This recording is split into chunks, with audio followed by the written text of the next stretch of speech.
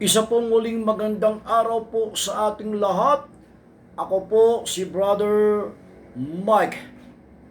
Matthew 16:15, nagtanong ang ating Panginoon sa mga apostol.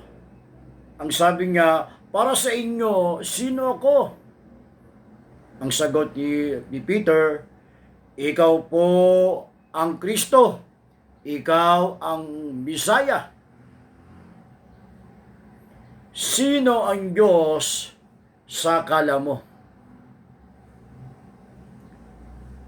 Nung pumayag po si King Saul na lumaban si David kay Goliath, at nang magkaharap na sila ni Goliath, ang sabi ni David ay meron siyang binitawang tatlong mahalagang salita kung sino ang Diyos niya. Kaya niya ito natalo at nagapi si Goliath. Sino ang Diyos sa akala mo? Number 1, ang Diyos ay may kapangyarihan, ang kanyang pangalan. 1 Samuel 17 verse 45, sumagot si David, ang dala mo'y tabak, sibat at pantusok, ngunit lalabanan kita sa pangalan ng Diyos, sa pangalan ni Yahweh, o sa pangalan ni Jesus. There's a power in the name of Jesus. Acts 4:10. Meron pong kapangyarihan pag ating binabanggit na mayroong pananampalataya ang pangalan ng ating Panginoon.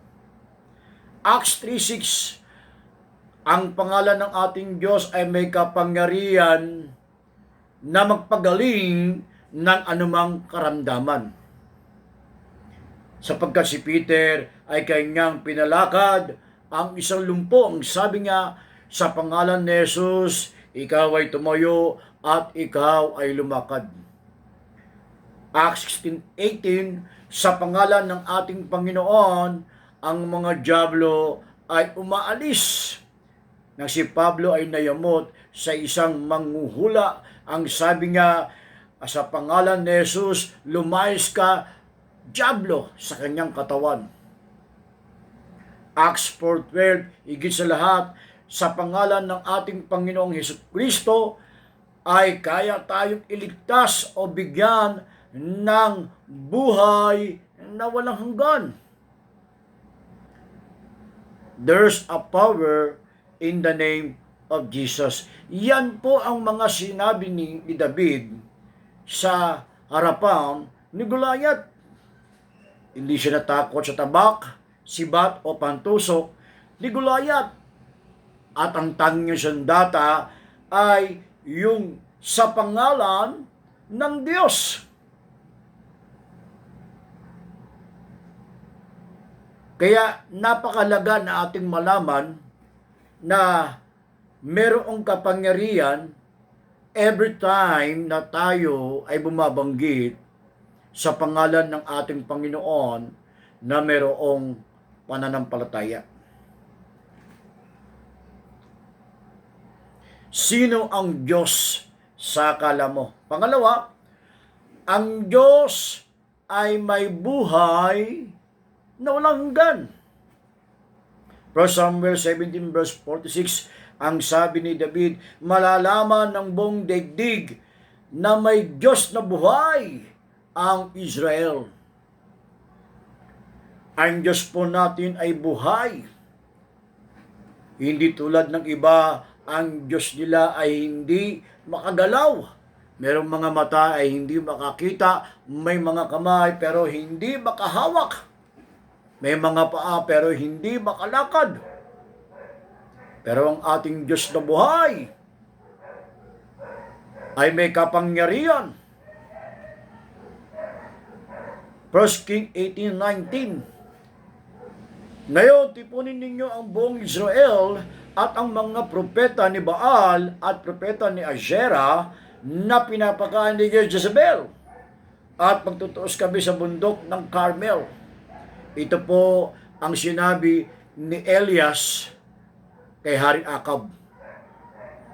Nagkaroon ng siyang showdown upang malaman kung sino ang Diyos na buhay. At napatunayan ni Elias sa harapan ng mga tao na ang Diyos ng Israel at ang Diyos natin ay buhay. Ang Diyos natin ay hindi nakikita, pero siya ay may kapangyarihan. Meron pong isang kwento, meron pong isang panatiko, meron pong isang mga Diyos-Diyosan na ang lalaki, ang mamahal, ang bibigat. Pero isang araw ay nagkaroon ng isang sunog.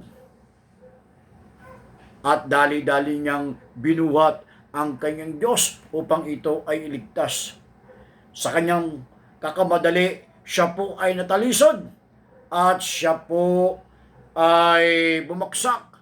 At sa laki at bigat ng kanyang Diyos ay siya ay nadaganan. Dahil ito ay mabigat, siya po ay hindi na makabangon. At siya ay humingi ng tulong sa mga tao at dali-dali siyang tinulungan. At napag-isip-isip nito, ang sabi niya, dapat ikaw ang Diyos ko, dapat ako ang binubuhat mo. Pero bakit ikaw ang binubuhat ko? At dahil sa iyo, muntik pa akong mamatay. So makikita diyan mga kapatid, ang kanyang Diyos ay hindi kayang magligtas. Ang kanyang Diyos ay walang buhay. Pero ang Diyos natin ay buhay magpakailanman. At tayo ay laging ginagabayan. At tayo ay laging tinutulungan ng ating Diyos. Pangatlo, sino ang Diyos? Ang Diyos natin ay mayroong kakayahang magligtas. 1 Samuel 17 verse 47, ang sabi ni David, at makikita ng lahat ng narito na makakapagligtas si Yahweh o ang ating Diyos o si Jesus kahit walang tabak at sibat. Yan po ang sabi ni David sa harapan ni Goliath, na alam ni David ang kanyang Diyos ay kayang magligtas kahit ito ay walang tabak at sibat, sapagkat ang Diyos ni David at ang Diyos natin ay makapangyarihan. Joshua 6, 1-5, nang ang Diyos ang siyang kumilos ay sinira ang wall of Jericho upang makapasok ang mga Israel doon sa Jericho. 2 Chronica chapter 20 verse 15, ang Diyos ang lalaban, ang sabi kay King Josaphat. 2 King chapter 6 verse 16 hanggang 17, mas marami tayo, ang sabi ni Eliseo kay Gehazi. Ang daming mga anghel. Isaiah 37:36, ang anghel ay kayang pumatay ng 185,000 na tao. Kaya maliwanag mga kapatid na ang Diyos natin, ang Diyos ni Israel, ang Diyos ni David ay kayang magligtas ng anumang mga sakuna. Iyan po ang ating Diyos. Ang Diyos natin ay may kapangyarihan, ang pangalan. Ang Diyos natin ay may kakayahang magligtas. Higit sa lahat, ang Diyos natin ay may buhay na walang hanggan. Kailanman hindi siya mamamatay, sapagkat nasa Kanya ang buhay. Iyan po ang ating Diyos na buhay. Kahit hindi siya nakikita, siya ay tunay na Diyos. Muli, ito po si Brother Mike. Salamat po. God bless.